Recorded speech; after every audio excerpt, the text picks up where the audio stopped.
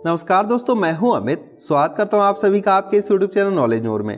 दोस्तों, मेरे एक व्यूअर ने जानना चाहा है कि मान लीजिए कि कोई ट्रेन अपनी मैक्सिमम परमिसिबल स्पीड से जा रही है और तभी ट्रेन दो पार्टों में बंट जाए और आगे आने वाला सिग्नल रेड हो, तो ऐसे में क्या लोको पायलट ट्रेन में ब्रेक अप्लाई करेंगे कि नहीं?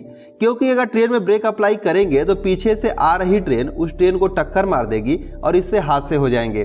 तो यहाँ पर क्या हो सकता है? तो दोस्तों, अगर आप सभी के दिमाग में भी इस तरह के सवाल आ रहे होंगे तो इस वीडियो को पूरा देखिए, आपके सारे डाउट क्लियर हो जाएंगे। दोस्तों, ऐसा पॉसिबल है कि कोई स्पीड में जाती हुई ट्रेन अगर उनका कपलिंग बीच से टूट जाए या किसी भी कारण से वह दो पार्टों में बंट सकती है, और ऐसे में अगर कोई आगे आने वाला सिग्नल रेड होगा तब यहाँ पर लोको पायलट ट्रेन में ब्रेक अप्लाई करेंगे कि नहीं, इस बात को समझने से पहले आपको भारतीय रेलवे में 3-4 चीज़ों पर ध्यान देना होगा। दोस्तों, होता क्या है कि जितने भी ट्रेन को चलाने के लिए सिग्नल लगाए गए हैं उन सिग्नल का एक अरेंजमेंट होता है और उसी अरेंजमेंट के हिसाब से ही यहाँ पर red signal, green signal, yellow signal या फिर डबल येलो सिग्नल को लगाया गया है। तो ये चीज़ें हो सकती है, इन सभी को सोचते हुए ही सिग्नल का अरेंजमेंट इस तरह से किया गया है। और दूसरी चीज़ यहाँ आपको ध्यान देना है ट्रेन की ब्रेकिंग सिस्टम पे, और तीसरा जो है ट्रेनों के परिचालन पे। तो यहाँ हम तीनों चीज़ों को एक एक कर समझते हैं ताकि आपको ये चीज़ें समझ में आ सके कि ऐसी स्थिति होने पर क्या हो सकता है।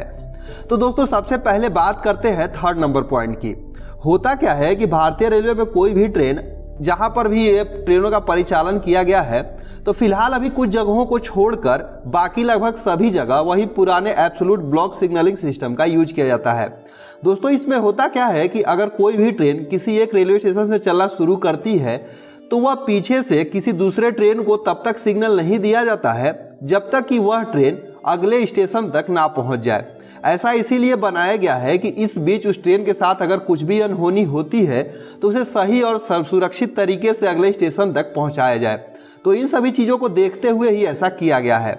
अब जनरली कोई भी स्टेशन की जो दूरी होती है वह 7 से 8 किलोमीटर मिनिमम, या फिर इससे ज़्यादा 14 से 15 किलोमीटर भी हो सकती है।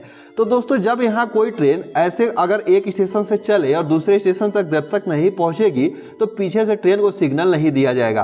तो एक बात तो यहाँ पर तय हो गई कि यहाँ पर इस बीच जो है ट्रेन अगर ऐसी स्थिति होती है, वह दो पार्टों में बंटती है, तो सुरक्षित तरीके से अपने स्टेशन तक पहुँच सकती है। इस बीच उन्हें किसी भी प्रकार से रेड सिग्नल का सामना नहीं करना पड़ेगा। रेड सिग्नल जो है स्टेशन आने से पहले ही उनको मिलेगा, लेकिन इस सॉल्व हो जाएंगी। दोस्तों, दूसरा बात करते हैं हम सिग्नल के अरेंजमेंट का। तो होता क्या है कि जो भी सिग्नल का अरेंजमेंट होता है वह यहाँ पर डायरेक्ट से रेड नहीं होता है। मान लीजिए कि अगर कोई ट्रेन चलना शुरू करती है तो अगर स्पीड में जा रही होगी तो सबसे पहले उन्हें डबल येलो सिग्नल मिलेगा।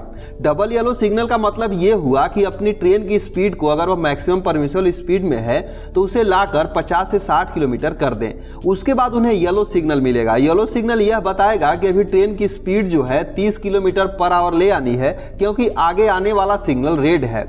और उसके बाद जब ट्रेन की स्पीड 30 किलोमीटर पर आवर तक हो जाएगी तभी उन्हें रेड सिग्नल का सामना करना पड़ेगा।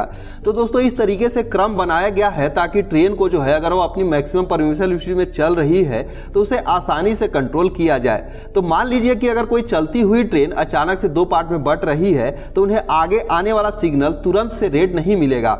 अगर वह रेड मिलेगा तो उससे पहले ट्रेन की स्पीड कम हो चुकी होगी। अब हम यहाँ पर मान लेते हैं कि ट्रेन की स्पीड कम हो चुकी है और इस दौरान जो है कपलिंग टूट गया। तो दोस्तों, ऐसा तो नहीं होगा, मैक्सिमम टाइम जो है स्पीड में जाती हुई ट्रेन के साथ ही होगा। अगर मान लीजिए कि स्लो में जाती हुई ट्रेन के साथ भी ऐसी स्थिति होती है तो होता क्या है, ट्रेन का जो ब्रेकिंग सिस्टम इस प्रकार से बनाया गया है कि अगर लोकोमोटिव का कनेक्शन पीछे के डब्बों से डिस्कनेक्ट हो जाए, मतलब कि उनके जो पाइप है उसमें जो एयर का प्रेशर मेंटेन किया जाता है लोकोमोटिव के अंदर जो कंप्रेसर होता है उसकी सहायता से, तो जैसे ही कंप्रेसर से एयर का प्रेशर जो है ड्रॉप होगा, ट्रेन में ऑटोमेटिक ब्रेक लगना शुरू हो जाएंगे। अब यहाँ पर मान लीजिए कि स्पीड में जाती हुई ट्रेन में जो है उनके कपलिंग टूटकर ट्रेन दो पार्टों में बंट रही है, तो इसमें होगा क्या कि जो पीछे के कोच हैं उनमें भी ऑटोमेटिक ब्रेक लगना शुरू हो जाएगा और आगे वाले कोच में भी ब्रेक लगने शुरू हो जाएंगे।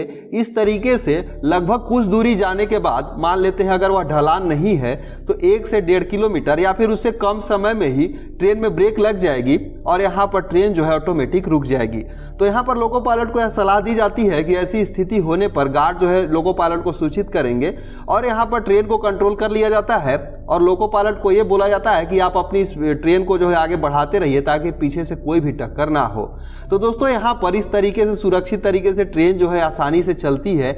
ऐसी कोई भी स्थिति होने पर ये सारी चीज़ें आपको देखने को नहीं मिलेगी। तो उम्मीद करते हैं आपको चीज़ें समझ में आई होगी और मैंने जो है बहुत ही बारीकी से समझाने की कोशिश करी है।